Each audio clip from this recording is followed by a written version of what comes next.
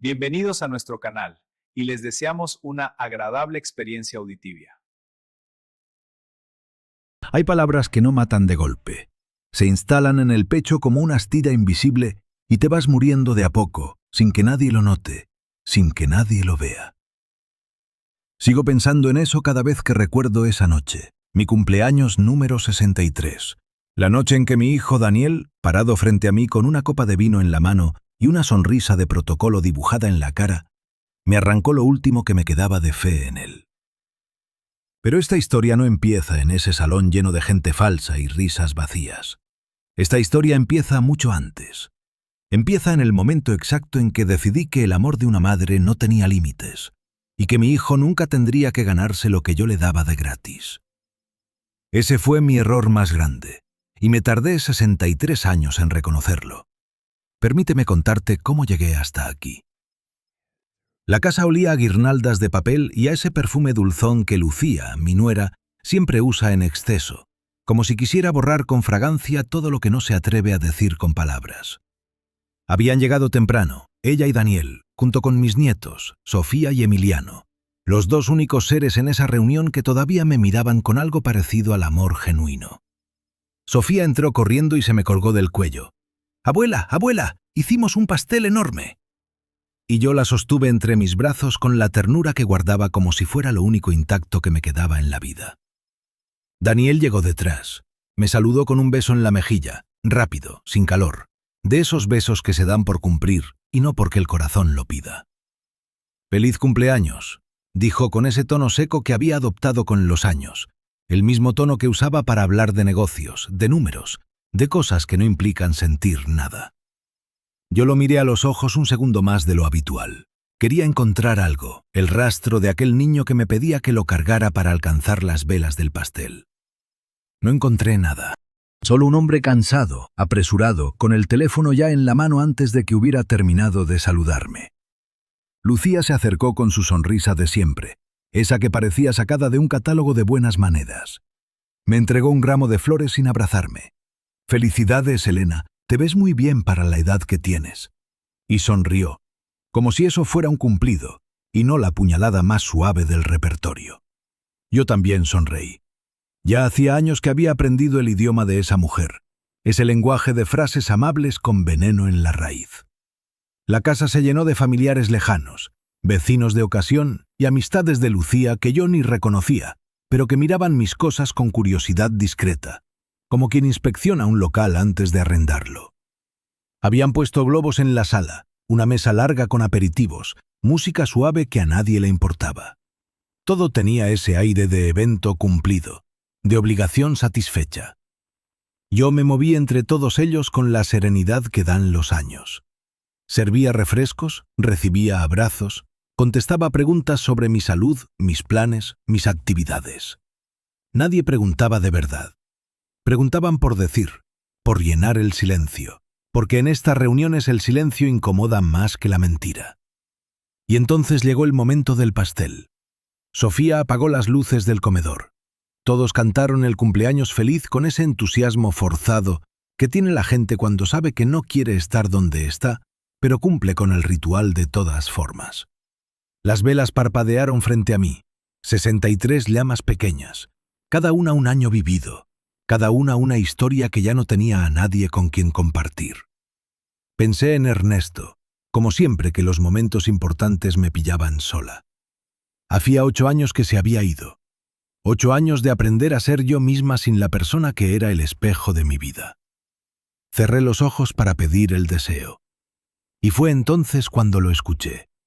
Fue tan bajo que podría haberlo confundido con el ruido de los cubiertos, con el murmullo de las conversaciones. Pero no me confundí, porque ese susurro tenía la voz de mi hijo, y las palabras que pronunció se me grabaron en el alma con la precisión de un cuchillo bien afilado. Ojalá que esta sea la última vela que sople. El tiempo se detuvo. No lo dijo con ira. Lo dijo con ese tono de quien hace un balance frío, de quien suma y resta y llega a una conclusión sin remordimiento. Lo dijo como se dice algo que ya se pensó muchas veces y que finalmente encontró la rendija por donde salir. Nadie más pareció escucharlo. Lucía reía de algo que le había dicho la señora del apartamento de arriba. Emiliano jalaba el mantel. Sofía pedía que soplara rápido para poder comerse el pastel. Y yo estaba allí, con 63 velas parpadeando frente a mí, con el deseo a medio formar en la mente y esas palabras instaladas como un clavo detrás del esternón. Soplé. Soplé con toda la calma del mundo, no porque no doliera, Dios mío, cómo dolía, sino porque había algo dentro de mí que se había roto con tanta limpieza que ya no quedaba nada que sangrar. Un dolor así no te hace gritar. Un dolor así te congela por dentro y te vuelve de cristal. Todos aplaudieron. Alguien me entregó el primer pedazo del pastel. Sofía me besó en la mejilla con la boca llena de ilusión. Y yo sonreí, porque los niños no tienen culpa de los monstruos que crían sus padres. Antes de que alguien cambiara de conversación, busqué los ojos de Daniel entre el gentío. Lo encontré al fondo de la sala, ya con el teléfono en la mano, tecleando con el pulgar. Le sostuve la mirada hasta que la sintió y levantó los ojos. Hubo un segundo de incomodidad en su cara, solo un segundo, como quien siente que lo han pillado en algo y no sabe exactamente en qué.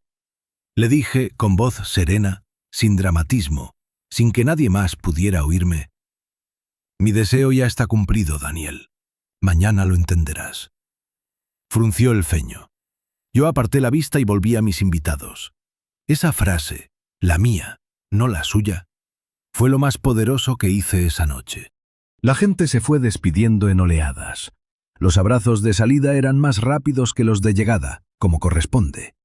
Lucía recogió a los niños con esa eficiencia mecánica que la caracteriza. Metió abrigos y bolsos y sombreros en el auto, y Daniel me dedicó otro beso en la mejilla, igual de frío que el primero. «Fue una linda reunión», dijo. Y yo pensé que esa frase era perfectamente intercambiable con «fue una reunión de trabajo» o «fue una reunión de condominio». No había diferencia. Cuando el último carro salió de la entrada de la casa, me quedé quieta en la puerta un momento. La calle estaba tranquila. El aire de noviembre olía a tierra húmeda y a flores de noche, esas que Ernesto plantó hace 20 años a lo largo del sendero y que yo cuido como si cuidarlas fuera seguir cuidándolo a él. Respiré hondo. Adentro, la casa me recibió con su silencio de siempre. El pastel medio comido sobre la mesa, platos con restos de comida, servilletas arrugadas, copas con huellas de labios ajenos, y la vela apagada, todavía con un hilo de humo que se elevaba lento hacia el techo, como si el alma del cumpleaños se estuviera yendo. Me senté frente a esa vela durante un tiempo que no supe calcular. Pensé en Ernesto. Pensé en cómo me habría mirado esa noche si hubiese estado aquí. Él siempre supo ver lo que yo me negaba a ver sobre nuestro hijo. Me lo dijo una vez, unos meses antes de que el cáncer se lo llevara, cuando Daniel ya empezaba a mostrarse distante y calculador. «Elena, ese muchacho va a necesitar perder algo para entender lo que tiene». Yo le respondí que no dijera eso, que Daniel era buen hijo, que estaba pasando una etapa. Ernesto me miró con esa ternura de quien ya no tiene tiempo para mentiras suaves. «Tú ves lo que fue, no lo que es. Y eso te va a costar caro, mi amor». Cuánta razón tenía. Cuánta razón sin que yo lo quisiera escuchar. Me levanté, fui hasta la cocina, me serví un vaso de agua y me lo tomé de pie frente a la ventana, mirando el jardín oscuro. El limonero que Ernesto y yo plantamos el año que Daniel nació se erguía en el centro del patio, quieto, con sus ramas llenas de la sombra de tantos años. Lo había plantado Ernesto con sus propias manos, a los pocos días de que nos trajeran al bebé del hospital. «Para que el árbol y el niño crezcan juntos», me dijo. Y vaya que habían crecido los dos, solo que en direcciones distintas. Sonó mi teléfono. Era un mensaje de Daniel. Lo leí en silencio. «Gracias por la cena, mamá. No olvides que el seguro de la casa vence el mes que viene. Buenas noches». Lo leí 3 veces. No un «¿cómo estás?», no un «fue bonita la fiesta», no un «te quiero». Solo el recordatorio del seguro, como si yo fuera la administradora de una propiedad que él esperaba heredar, como si ese fuera el único vínculo que todavía nos conectaba, los papeles, las cuentas, los documentos firmados con mi nombre. Dejé el teléfono sobre la mesa sin responder. Fui al pasillo donde colgaba la foto de Ernesto, la que tomamos en la playa de Veracruz cuando Daniel tenía 5 años. Ernesto reía con toda la boca, con los pies en el agua, con el niño en brazos. Yo estaba a un lado con la cámara en la mano, pero mi sombra se veía en la arena. Me detuve frente a ese marco unos segundos. Tengo que hacer algo, Ernesto. Ya no puedo seguir así. La foto no me respondió, pero en mi pecho algo se asentó con una claridad que hacía tiempo no sentía. No dormí esa noche. Me quedé en la cama con los ojos abiertos mirando el techo, escuchando el reloj de la pared del comedor marcando los minutos con ese tic-tac obstinado que parece decir sigue, sigue, sigue, sin importar lo que el mundo haga.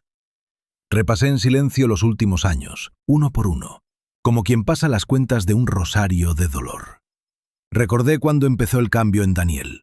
Fue gradual, como todo lo verdaderamente irreversible. Cuando era niño era todo lo que una madre puede soñar. Curioso, cariñoso, pegado a sus padres con esa confianza absoluta de los niños que aún no han aprendido que el mundo puede decepcionarlos. Pasaba las tardes en el taller con su padre, aprendiendo a reconocer las maderas por el olfato, a diferenciar el golpe del mazo del cincel sobre la madera dura de la blanda. Me traía flores del jardín sin que nadie se lo pidiera. Dormía entre los dos cuando había tormenta. Pero los años lo fueron cambiando. La adolescencia lo hizo más hermético, más distante de Ernesto, que era hombre de pocas palabras y mucho trabajo. Y luego llegó la universidad, y con ella llegó Lucía. Nunca le tuve antipatía por ser quien era. Le tuve antipatía por lo que hacía. Desde el principio noté cómo observaba la casa, el taller, el terreno que teníamos en las afueras. No con admiración, sino con valuación. Con esa mirada fría de quien suma metros cuadrados y evalúa posibilidades. La primera vez que se quedó a cenar con nosotros, Ernesto y yo cruzamos una mirada debajo de la mesa. Ninguno de los dos dijo nada, pero los dos lo sentimos. Con el tiempo, Lucía fue construyendo su proyecto con la paciencia y la sutileza de quien sabe exactamente lo que quiere. Primero convenció a Daniel de que las visitas a casa eran agotadoras después del trabajo. Luego sugirió que Ernesto estaba demasiado apegado a formas de pensar anticuadas. Después empezó a hablar de que era mejor que los suegros tuvieran su propio espacio. Cada frase era un ladrillo, cada ladrillo era parte de un muro, y Daniel, cegado por el amor o por la comodidad, nunca supe bien cuál de las dos, no veía que lo que Lucía construía era una distancia calculada entre él y sus raíces. Cuando Ernesto cayó enfermo, la dinámica ya estaba instalada. Las visitas eran esporádicas, siempre con pretextos. Daniel venía con el teléfono en la mano, miraba a su padre en la cama con esa incomodidad de quien no sabe cómo estar frente al sufrimiento, y a los 20 minutos encontraba un motivo para irse. Yo lo entendí al principio. La enfermedad asusta. La idea de perder a un padre asusta. Pero la comprensión tiene límites, y los límites se fueron agotando noche tras noche en que yo velaba a Ernesto sola. La última conversación que tuvieron fue sobre el taller. Daniel entró a la habitación de Ernesto con unos papeles bajo el brazo y le dijo que era momento de regularizar la situación del negocio familiar. Que él tenía un abogado, que era lo más conveniente para todos, que había que pensar en el futuro. Ernesto lo miró desde la almohada con una calma que solo da la cercanía de la muerte. El futuro se construye con respeto, Daniel. Sin eso, los papeles no valen nada. Daniel salió de la habitación sin responder. Esa fue la última vez que hablaron de verdad. 3 semanas después, Ernesto murió.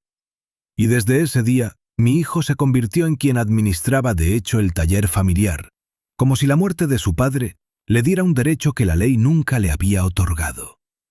Porque Ernesto había dejado todo legalmente a mi nombre. El taller, la casa, las cuentas, las escrituras. Todo seguía siendo mío. Daniel lo manejaba en el día a día porque yo se lo permití en su momento, creyendo que era el ciclo natural de las cosas. Pero jamás firmé ninguna transferencia, porque algo en mí, quizás la voz de Ernesto, quizás el instinto, me lo impidió cada vez que Daniel lo intentó. Y lo intentó muchas veces. Al principio con sutileza, hablando de seguridad jurídica y de proteger el patrimonio familiar. Después con más insistencia, enviándome a abogados con documentos redactados en un lenguaje técnico que parecía diseñado para que yo firmara sin entender del todo lo que firmaba. Y cuando los rechacé, con la frialdad, con el silencio prolongado que era su forma de castigarme sin levantar la voz. Nunca firmé nada, y esa decisión, tomada con la intuición de quien no sabe exactamente por qué, pero sabe que no debe, resultó ser lo más importante que hice en los últimos 8 años. A las 4 de la mañana me levanté. Fui hasta mi escritorio, el de la habitación de las cosas importantes, el que tiene una caja fuerte debajo del cajón principal, donde guardo los documentos que Ernesto me encargó no perder de vista. La abrí con la combinación que memorizamos juntos años atrás, la fecha de nuestro aniversario, y saqué las carpetas una por una. Las extendí sobre el escritorio bajo la luz de la lámpara. Escrituras de la casa, documentos del taller, cuentas bancarias a mi nombre. El testamento que Ernesto dejó estipulando claramente que todo quedaba a mi nombre hasta mi muerte, y solo entonces pasaría a los herederos que yo designara.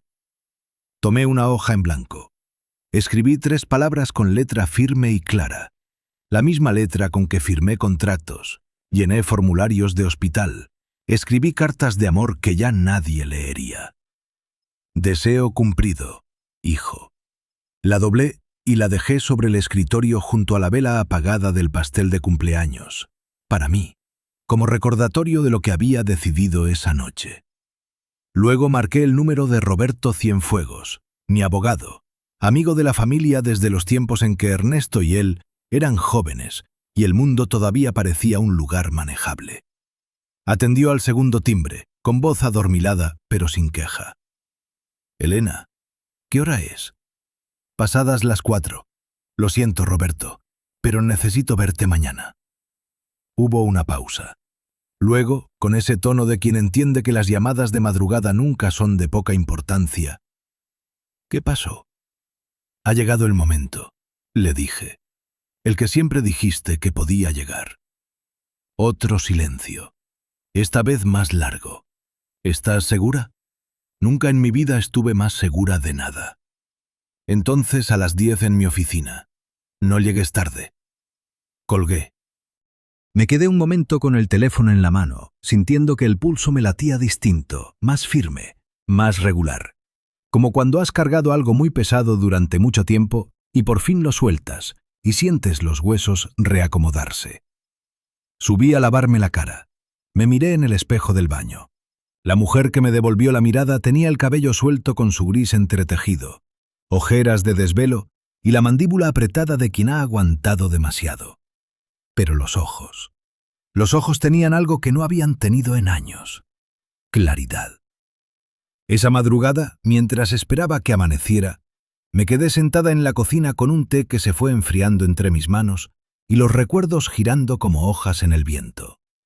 Recordé la tarde que Ernesto plantó el limonero. Daniel tenía apenas unos meses, dormía en su cuna de madera, la cuna que Ernesto hizo con sus propias manos en el taller, y nosotros trabajamos juntos en el jardín bajo el sol de la tarde. Ernesto cavó el hoyo mientras yo sostenía el arbolito, un brote delgado que parecía demasiado frágil para sobrevivir al primer invierno. «¿Crees que va a aprender?», le pregunté. Él sonrió sin dejar de cavar. «Claro, las cosas que se plantan con amor siempre prenden, Elena. El problema es cuando el que viene después no las cuida». ¿Cuántas veces pensé en esa frase después de que se fue? El amor que Ernesto y yo pusimos en Daniel fue real. No lo dudo ni por un instante. Le dimos tiempo, presencia, sacrificio y, sobre todo, ejemplo. Lo vieron trabajar con honestidad, resolver los problemas sin atajos, tratar a la gente con dignidad. Pensamos que ese ejemplo era suficiente. Pensamos que el amor era un escudo infalible contra los defectos que el mundo podía insuflarle. Nos equivocamos. El amor, sin límites, sin consecuencias, sin la posibilidad del no, se convierte en otra cosa. Se convierte en una expectativa que el hijo confunde con un derecho, y entonces la madre deja de ser una persona y se convierte en un recurso. Algo que se usa cuando se necesita y que se puede ignorar el resto del tiempo. Eso era lo que yo había sido para Daniel en los últimos años. Un recurso, un nombre en unos documentos, un número de teléfono al que llamar cuando algo administrativo requería mi firma. Y lo había tolerado porque el amor de madre es el más ciego de todos los amores.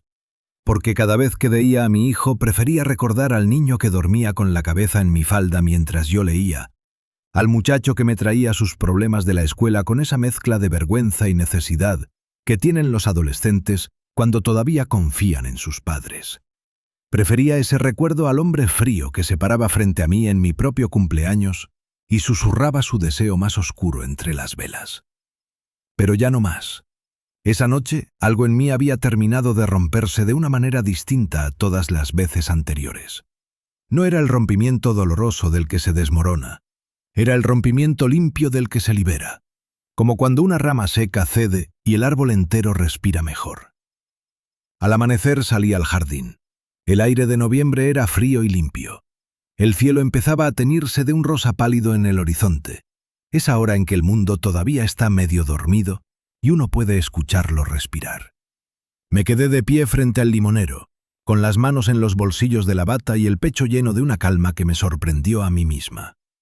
El árbol estaba cubierto de flores blancas, pequeñas, inmaculadas, oliendo a algo que siempre me recordó a Ernesto, a su colonia barata de los domingos, a sus manos llenas de aserrín y cariño.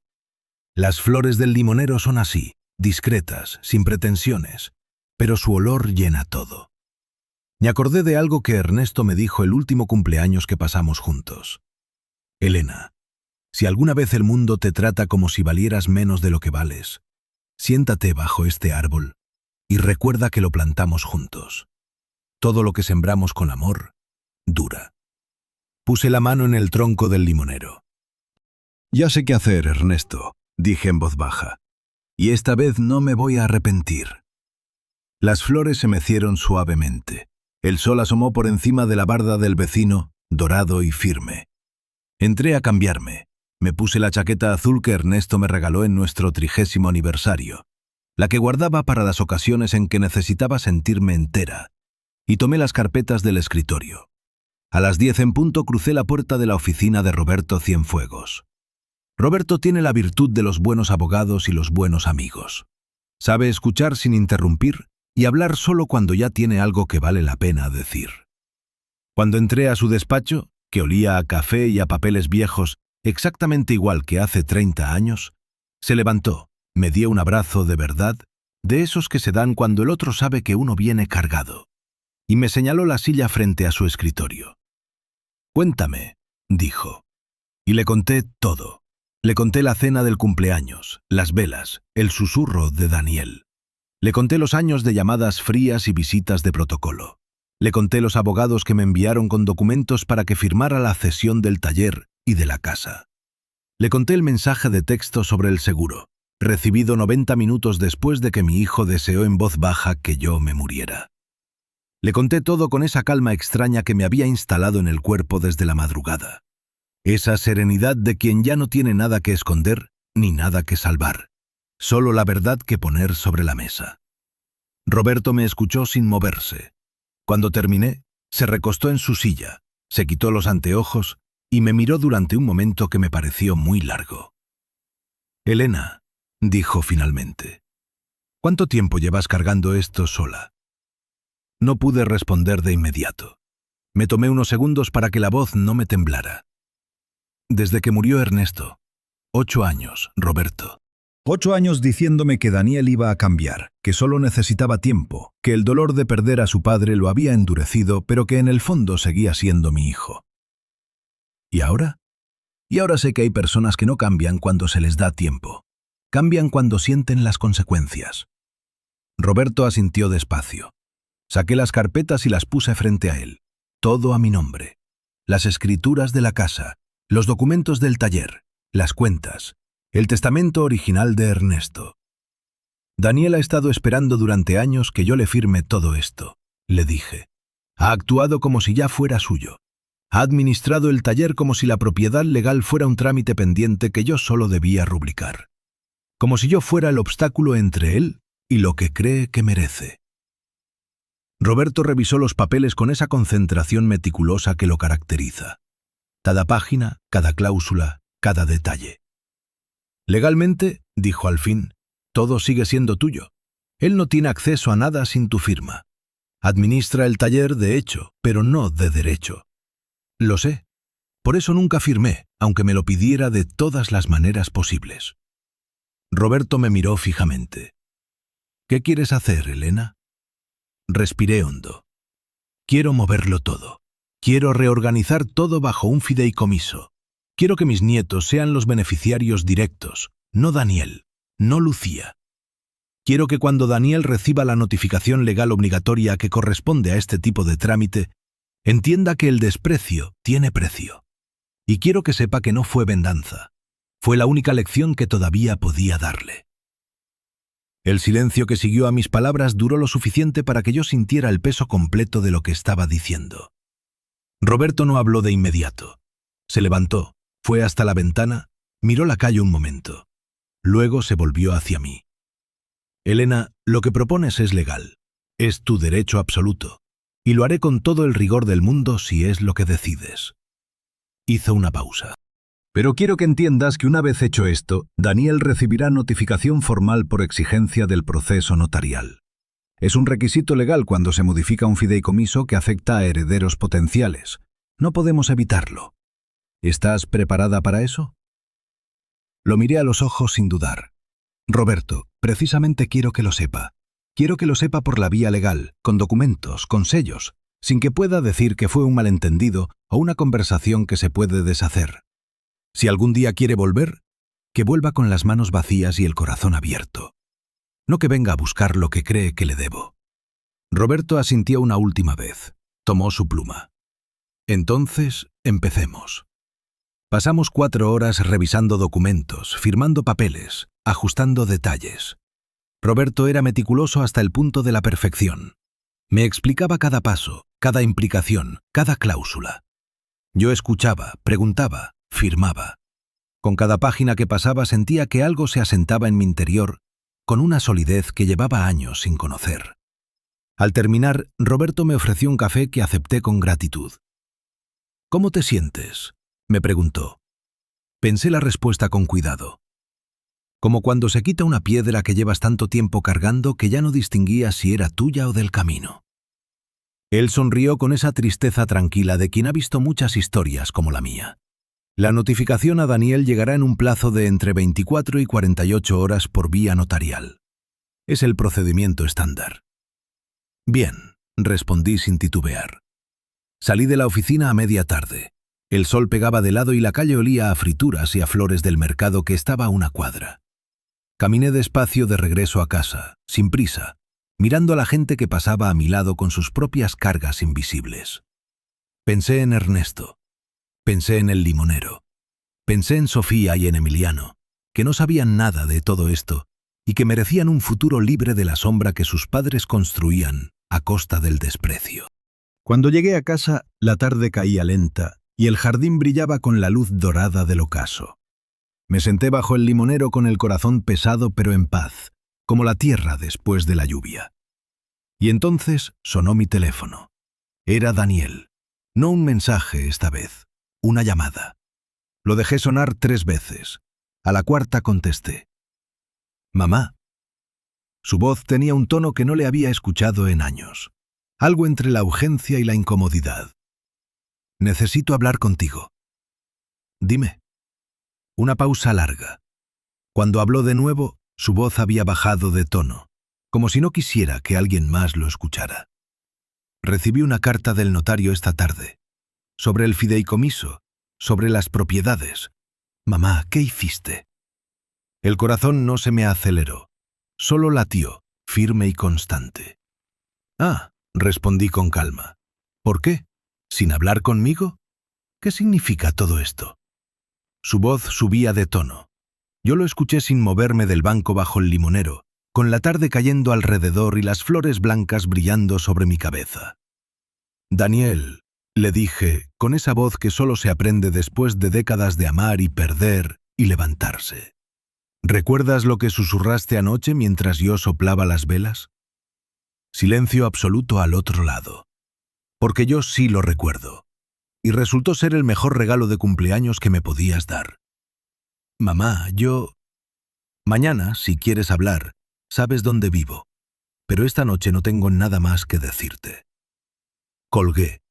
Las flores del limonero se mecieron suavemente con la brisa de la tarde. En algún lugar del barrio, un niño reía. Los pájaros hacían su última ronda antes del oscurecer. Me quedé sentada allí durante mucho tiempo, mirando cómo la luz se iba apagando sobre el jardín que Ernesto y yo construimos juntos, sobre el árbol que él plantó el día que nació nuestro hijo, sobre las flores que siguen volviendo cada año sin importar el frío. Y supe, con una certeza que ya no temblaba, que lo que vendría al día siguiente cambiaría todo. Pero esta vez, lo que cambiara sería por mis manos, no por las de nadie más. No dormí esa noche tampoco, pero fue un desvelo distinto al de la noche anterior.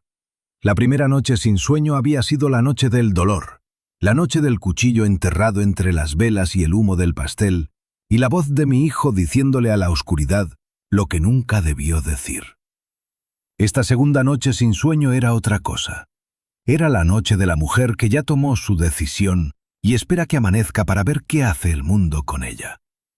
Me quedé en la mecedora del cuarto, la que Ernesto trajo del taller hace 20 años, tallada por sus propias manos en madera de nogal, con el respaldo curvo que se amolda exactamente a la columna, como si te abrazara.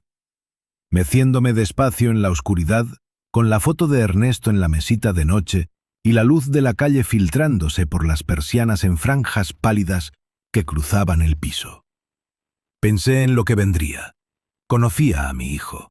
Lo conocía mejor de lo que él jamás creyó que lo conocía. Daniel tiene una forma particular de reaccionar cuando algo lo saca del control que cree tener sobre las cosas. Primero viene la negación, ese silencio tenso de quien no puede creer que el mundo no funcionó como lo planeó. Luego viene la ira, rápida, caliente, con argumentos que son en realidad acusaciones disfrazadas de razones. Y finalmente, si la ira no da resultado, viene algo más difícil de leer en él, algo que Ernesto sí supo nombrar una vez con precisión: el miedo. Daniel le tiene miedo a quedarse solo con lo que realmente es, sin el dinero, sin los bienes, sin el apellido que heredó pero no honró. Esa noche, sentada en la mecedora, me pregunté cuánto tiempo tardaría en llegar a esa tercera etapa. Y me pregunté, con una honestidad que me costó sostener en silencio, si cuando llegara yo sería capaz de no ceder. Porque eso era lo que siempre había pasado. Daniel llegaba al miedo y yo lo veía en sus ojos, ese destello del niño que todavía habitaba dentro del hombre, y me rendía. Le devolvía el mundo entero envuelto en mi comprensión infinita. Y él lo tomaba, lo metía en su bolsillo y volvía a ser el hombre frío de los mensajes sobre seguros y firmas de documentos. Esta vez no. Esta vez había algo distinto dentro de mí. No era rabia.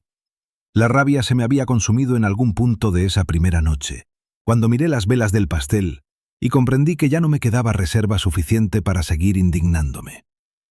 Lo que había en su lugar era algo más quieto y más profundo. Era el reconocimiento de que yo valía más que la función que le había permitido a mi hijo asignarme. Que mi vida, lo que quedaba de ella, me pertenecía de una manera que ningún amor mal correspondido tenía derecho a seguir recortando. Cuando el reloj marcó las 6 de la mañana me levanté, fui a la cocina e hice café. Abrí las ventanas. El jardín amaneció cubierto de rocío y el limonero brillaba como si alguien lo hubiera pulido durante la noche. Las flores blancas sostenían gotitas de agua que el sol naciente convertía en pequeños espejos. Me quedé un momento en el umbral de la puerta trasera, con la taza entre las manos y el vapor subiéndome a la cara, respirando el aire de noviembre que todavía guardaba el frío de la noche.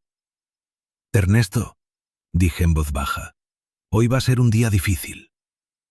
El viento movió las ramas del limonero de izquierda a derecha como si asintiera. Daniel llegó a las 11 de la mañana. No llamó antes. No mandó mensaje avisando. Simplemente apareció en la puerta, tal como yo sabía que lo haría.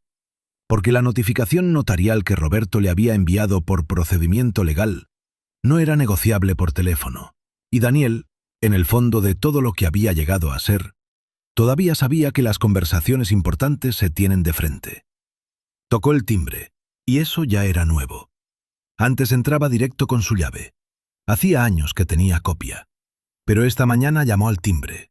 No sé si fue consciencia o duda, o simplemente que algo en su interior supo que esta vez no podía entrar como si le perteneciera el lugar. Cuando abrí la puerta, lo que vi me tomó un segundo procesar. Daniel estaba solo, sin Lucía, sin los niños, sin el maletín que siempre cargaba como escudo entre él y el mundo. Solo él, con los jeans del fin de semana, una camisa sin planchar y una expresión en la cara que no le había visto en muchos años. No era la ira que esperaba en primera instancia, era algo más desorganizado, más humano. «Mamá». «Daniel». Nos miramos un momento en el umbral. Yo no me moví para dejarlo entrar ni para cerrarlo afuera. Solo lo miré con esa calma que había pasado 2 noches construyendo piedra por piedra en mi interior. «¿Puedo entrar?» «Eso depende de para qué vienes». Vi cómo algo se contraía en su mandíbula, un reflejo muscular de quien aprieta las palabras que quería decir para dejar pasar las que debe decir en su lugar. «Quiero hablar, mamá, nada más». Me hice a un lado. Entró a la sala con esa manera de caminar que tiene cuando está incómodo, los hombros ligeramente levantados, las manos que buscan los bolsillos y no los encuentran. Se quedó de pie en el centro del cuarto mirando la sala como si la viera por primera vez, o como si buscara algo en ella que pudiera darle ventaja para lo que venía. Yo me senté en el sillón de la ventana, el que da al jardín, y crucé las manos en el regazo. «Siéntate si quieres». Él se sentó en el sillón de enfrente, el que era de Ernesto, y tuve que controlar la expresión de mi cara porque me dolió verlo allí, ocupando ese lugar con su cuerpo tenso y su incomodidad de adulto que no sabe cómo ser hijo. «Recibí la notificación del notario ayer», dijo finalmente, «sobre el fideicomiso, las propiedades, todo». «Ya sé lo que recibiste. Fui yo quien lo autorizó». «Mamá, eso es...» Buscó la palabra. «Es definitivo». «Sí, lo es». Silencio. Sus ojos recorrieron la sala otra vez, como buscando algo donde aferrarse. «¿Por qué? Sin hablar conmigo, sin darme la oportunidad de...» «¿De qué, Daniel?» Mi voz salió tranquila, sin filo innecesario, solo directa. «¿De explicarme por qué dijiste lo que dijiste frente a las velas de mi pastel?» El silencio que siguió fue de un tipo diferente. Vi cómo el color le cambiaba en el cuello, esa reacción física que nunca pudo controlar desde niño cuando lo pillaban en algo. Sus manos se tensaron sobre las rodillas, y por un momento creí que iba a negarlo, que iba a decir que yo había escuchado mal, que lo había sacado de contexto. Pero no lo dijo. Se quedó callado. Y ese silencio valió más que cualquier explicación que hubiera podido darme. «Daniel», continué, «no te llamé esta mañana a pedirte cuentas. No te mandé un mensaje reclamándote. Esperé a que vinieras tú, porque quería saber si eras capaz de hacerlo. Y viniste. Eso me dice que en algún lugar dentro de ti todavía queda algo que reconoce que te equivocaste». Él levantó la vista. Sus ojos tenían una expresión que no supe descifrar del todo. Era una mezcla compleja de cosas que normalmente no coexisten. Vergüenza y orgullo. Reconocimiento y resistencia. «No sé qué me pasó», dijo, bajito, casi para él mismo. «Yo sí sé», le respondí. «Llevas años dejando que Lucía te convenza de que esta casa, este taller, estos bienes, son tuyos por derecho antes de que yo me muera. Que lo que tu padre y yo construimos es una herencia que te pertenece sin que tengas que ganártela de ninguna manera. Y cuando llevas suficiente tiempo creyendo eso, lo que sientes hacia quien te la retiene ya no es amor, es impaciencia». Daniel abrió la boca. La cerró. «No es así», dijo finalmente. «¿No? Entonces dime cómo es». Otro silencio, esta vez más largo. Y en ese silencio yo lo observé como solo puede observar una madre que ha visto a su hijo en todos sus estados, desde el bebé que lloraba a las 3 de la mañana hasta el hombre que ahora se desmoronaba despacio frente a ella sin saber cómo detenerse. Lucía me ha dicho muchas cosas con los años, dijo al fin. Su voz tenía una grieta en el centro. Entre ellas que tú nunca me quisiste igual que quisiste a papá, que siempre lo pusiste a él por encima de mí. Me tomó un momento recibir esas palabras sin que la cara me traicionara. ¿Y tú le crees? No respondió de inmediato. Eso ya era una respuesta. Me levanté del sillón despacio. Fui hasta el pasillo donde colgaba la foto de Ernesto en la playa de Veracruz y la descolgué.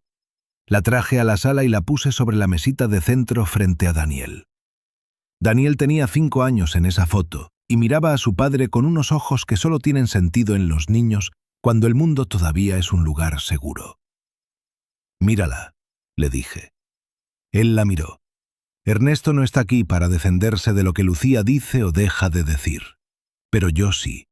Y te voy a decir la verdad, Daniel, porque creo que ya es hora de que alguien en tu vida te la diga sin suavizarla. Me senté de nuevo. Lo miré fijamente. Pasé los últimos 8 años esperando que volvieras a ser mi hijo. No el administrador de mis bienes, no el heredero en lista de espera. Mi hijo. El que venía al taller con tu padre y hacía preguntas sin parar. El que dormía entre los dos cuando había tormenta. Ese. Lo esperé con una paciencia que tú confundiste con debilidad y que Lucía aprovechó para convencerte de que soy una vieja que no entiende el mundo moderno. Mamá, deja que termine. Levanté la mano levemente y él cerró la boca. Lo que hice con Roberto no fue venganza. Si fuera venganza, ya habría pasado hace 3 años, cuando me mandaste ese abogado con los papeles del taller y ni siquiera viniste tú en persona a pedirme que firmara. Fue una decisión que tomé porque por fin entendí que el amor que no se cuida se pudre, y que dejar que el tuyo siguiera pudriéndose sin consecuencias era hacerle daño a los dos.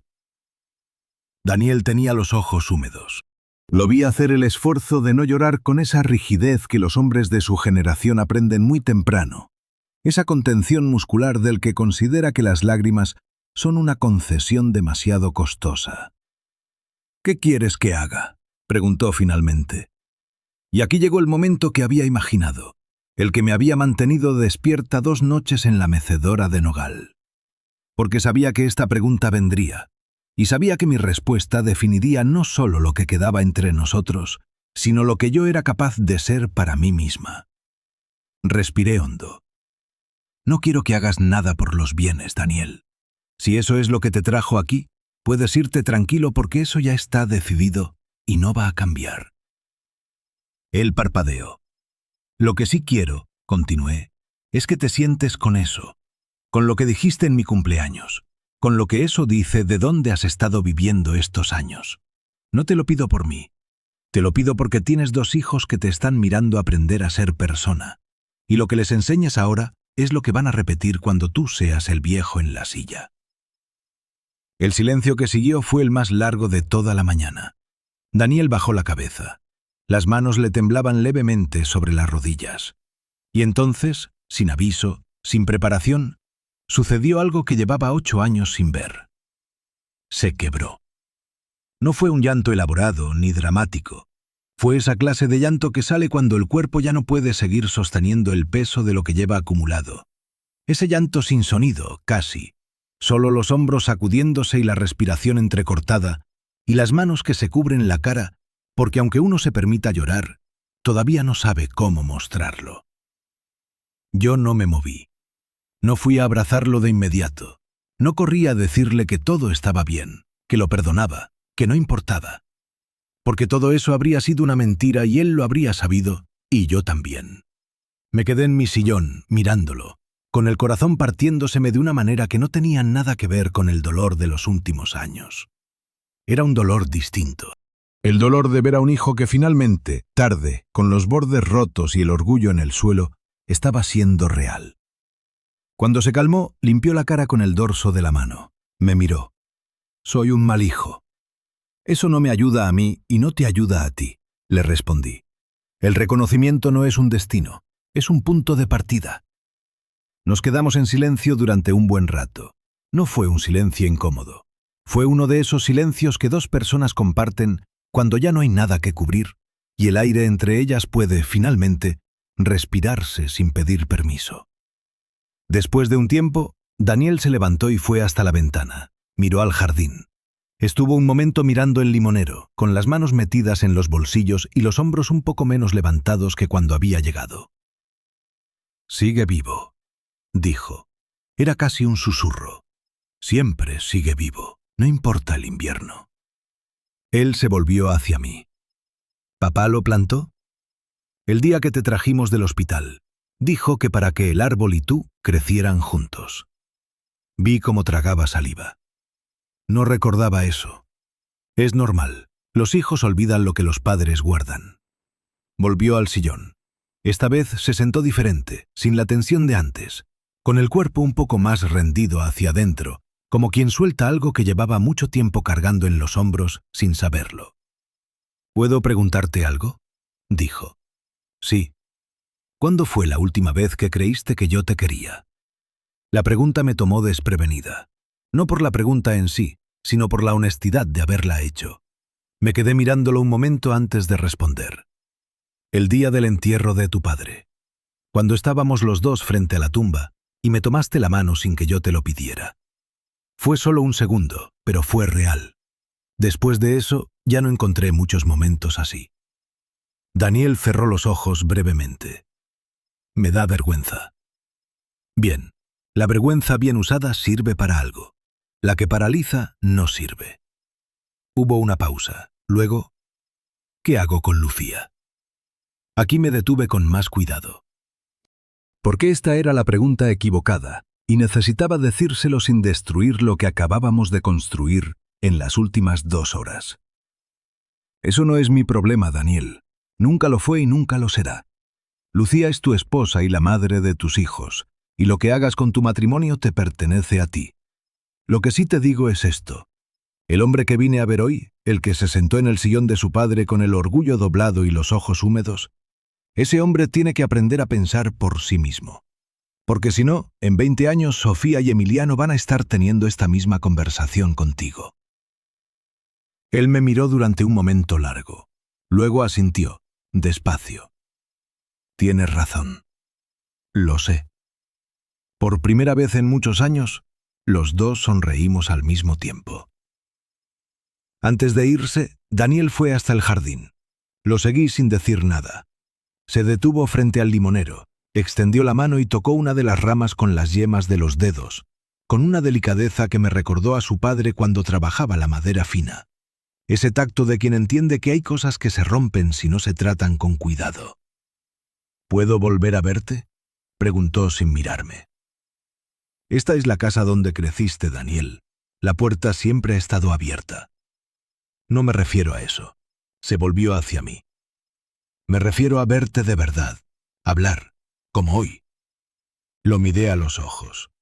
Esos ojos que eran los de Ernesto, con esa forma particular de entornarse cuando algo les importa de verdad. «Como hoy, sí. Siempre y cuando vengas a verme a mí, no a los documentos». Asintió. Luego miró el árbol otra vez. «Sofía te pregunta por ti todo el tiempo, ¿sabes? La semana pasada me preguntó si la abuela Elena estaba enojada con nosotros. Me dolió eso. No por Lucía ni por Daniel. Me dolió por Sofía, que tiene 8 años y ya siente los bordes de las grietas que los adultos crean y no reparan. «Tráeme a los niños cuando puedas», dije. «Ellos no tienen culpa de nada».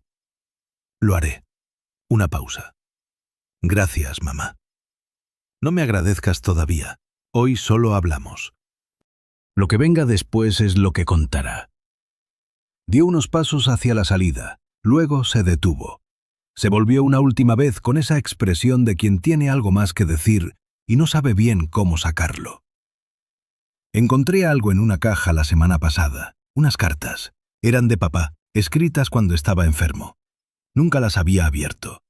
Las abrí ayer». El corazón se me quietó un segundo. «¿Y?» «Me habló de ti, mucho. Me dijo cosas que debía haber escuchado antes». Tragó saliva. «Me dijo que te había prometido que yo iba a estar bien, que te dejaba esa promesa incumplida y que lo único que pedía era que yo la cumpliera en su nombre». No pude decir nada. Daniel metió la mano en el bolsillo y sacó un sobre doblado. Me lo extendió con cuidado, como si fuera algo frágil. Quiero que tengas esto. Es la carta que me escribió a mí. Creo que debe estar contigo. La tomé. Sentí el papel entre los dedos, el mismo papel que había tocado las manos de Ernesto, la misma tinta que había salido de su pluma cuando ya sabía que le quedaba poco tiempo. Tuve que respirar hondo para no llorar allí mismo en el jardín. Gracias, le dije, con la voz que me quedó. Daniel me miró un momento más. Luego, despacio, se acercó. Y me abrazó. No fue el abrazo rápido del saludo de protocolo. Fue un abrazo de verdad, de los que aprietan sin prisa, de los que reconocen que el cuerpo de la madre es todavía un lugar donde volver, aunque uno lleve años fingiendo que no lo necesita. Lo sentí dudar un segundo antes de apretarme, como quien no sabe si aún tiene permiso para ese gesto. Y luego lo hizo, y yo le dejé los brazos, y nos quedamos así bajo el limonero de Ernesto, bajo las flores blancas que olían a todo lo que habíamos sido, antes de que el tiempo y el orgullo y el miedo nos fueran separando. Cuando se fue, lo vi alejarse por el sendero con las manos en los bolsillos, el andar diferente al de cuando había llegado, más lento, más humano. Cerré la puerta y me quedé de pie en el pasillo un momento con la carta de Ernesto apretada contra el pecho. La leí esa tarde, sentada bajo el limonero. Era la letra de Ernesto, esa letra inclinada hacia la derecha que siempre tuvo, con la I sin punto y la R que parecía una ola. Escribía con la torpeza cariñosa de quien no tiene costumbre de poner los sentimientos en palabras, pero sabe que esta vez no puede no hacerlo. Daniel, cuando leas esto ya no estaré. No sé cuándo lo leerás. Quizás pronto, quizás cuando ya seas viejo. Pero quiero que sepas algo que no supe decirte en voz alta porque los hombres de mi tiempo no aprendimos ese idioma. Tu madre es la persona más valiente que conozco. No porque no llore, sino porque llora y sigue de pie. No porque no tenga miedo, sino porque lo tiene y actúa igual. Durante 30 años me sostuvo en mis peores momentos y nunca me lo cobró. Cuando yo ya no esté, cuídala. No sus bienes, su corazón. Que nunca se quede sola con el peso. Prométemelo aunque sea en silencio.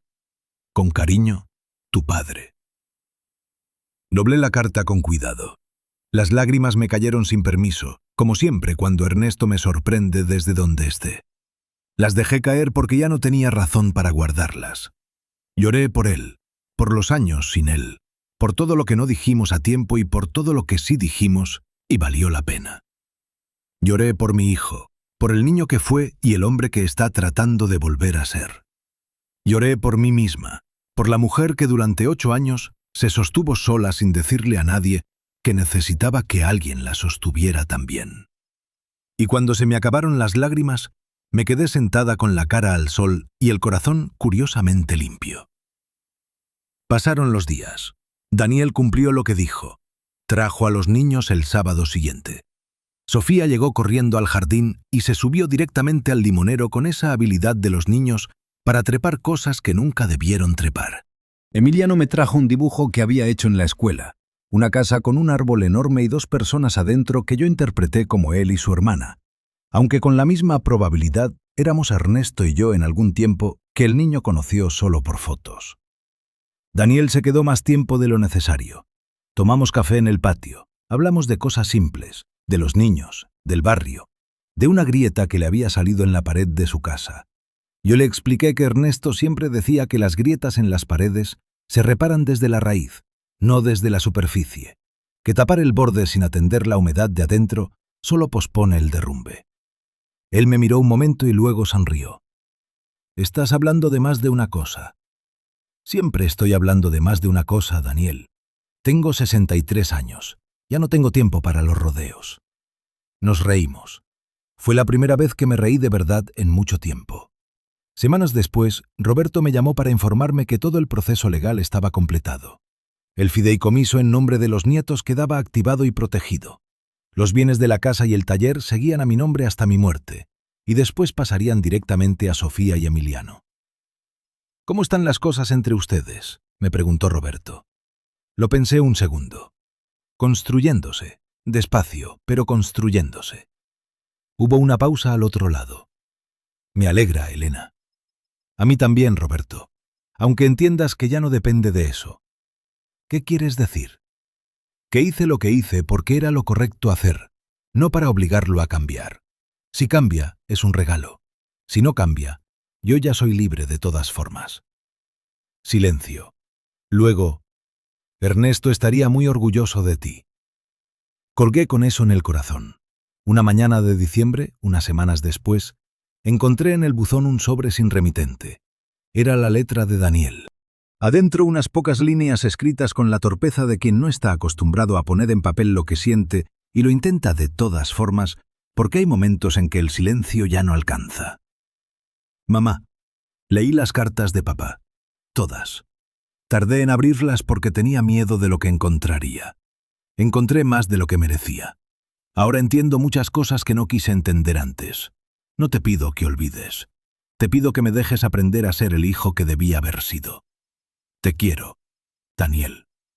Me quedé mucho tiempo con ese papel entre las manos, en la cocina soleada de la mañana, con el café haciéndose en la hornilla y los pájaros en el jardín y el limonero visible desde la ventana, cargado de frutos amarillos que nadie había visto llegar, pero que estaban allí, maduros y reales. Lo guardé en la libreta donde había empezado a escribir mi historia, esa que abrí la noche del cumpleaños, cuando decidí que el silencio se había terminado. Ya casi estaba llena. Esta mañana, mientras tomaba mi café, encontré la libreta abierta en la primera página y releí lo que escribí aquella noche de velas apagadas y traición susurrada. Esta noche empiezo de nuevo. Y debajo, con la letra de hoy, añadí. Y así fue. Empecé de nuevo. No porque mi hijo cambiara, aunque está cambiando. No porque el dolor desapareciera, aunque se ha vuelto más manejable. No porque la vida se volviera perfecta, porque nunca lo fue y no tiene por qué serlo. Empecé de nuevo porque decidí que yo valía ese comienzo. Porque Ernesto me lo enseñó sin saberlo cada vez que se levantaba antes del amanecer a ver que el limonero siguiera vivo. Porque Daniel, torpe y tarde y con los bordes rotos, está aprendiendo a cumplir la promesa que su padre le dejó escrita en una carta que tardó años en abrir. La vida no nos da finales perfectos, nos da momentos reales, si tenemos el valor de estar presentes en ellos. Este es el mío. Cerré la libreta. Sonó el timbre. Sofía desde afuera, gritando con esa voz de 8 años que llena los espacios que el silencio deja. ¡Abuela! ¡Abuela Elena! ¡Ya llegamos!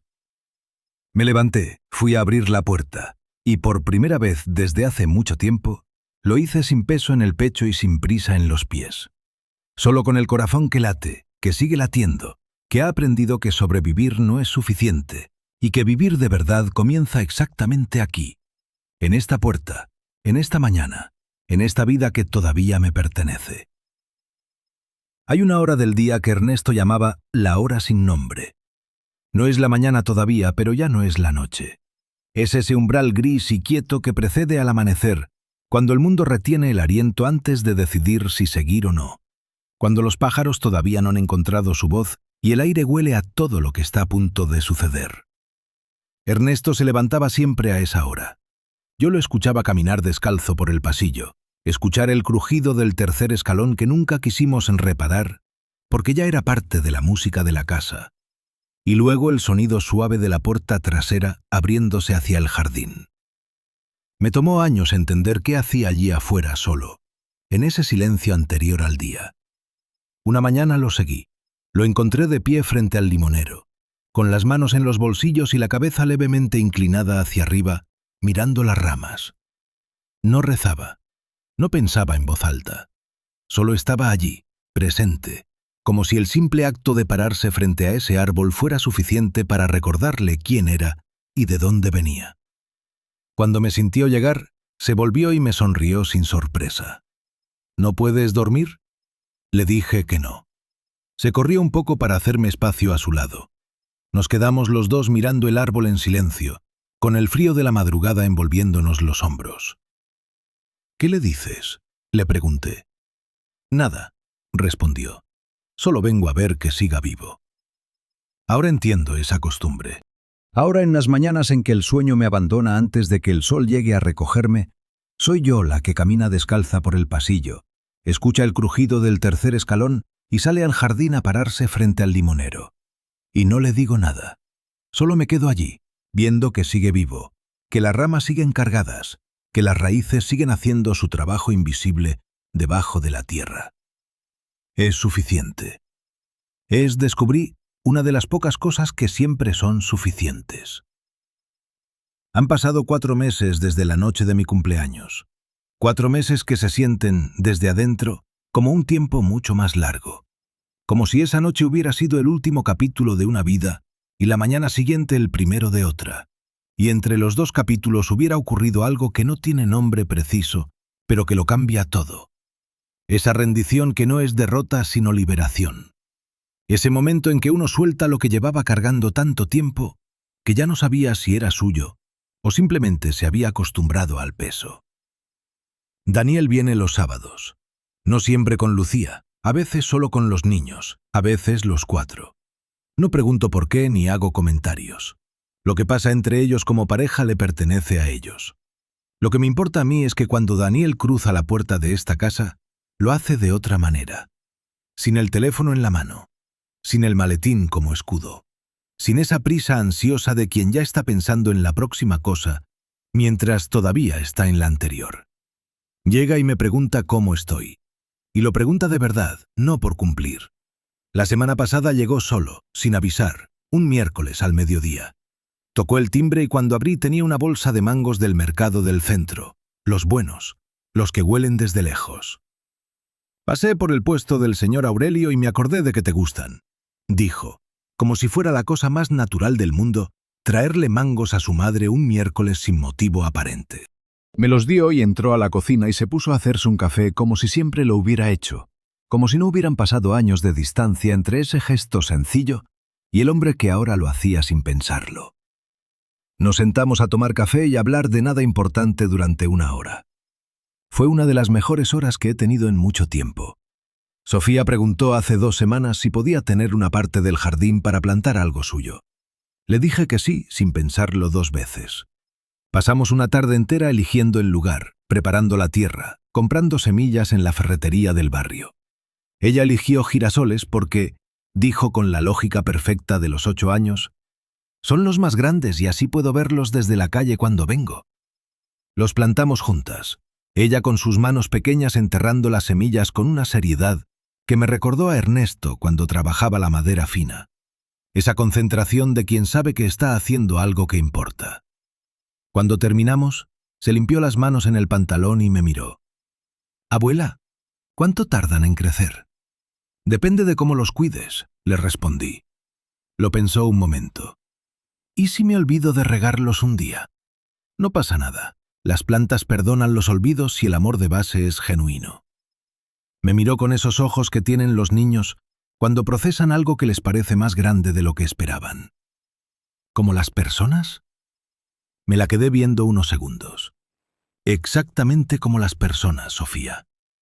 Ella asintió con esa gravedad infantil que vale más que muchos discursos de adultos, y volvió a mirar sus semillas enterradas con una expresión de propietaria satisfecha.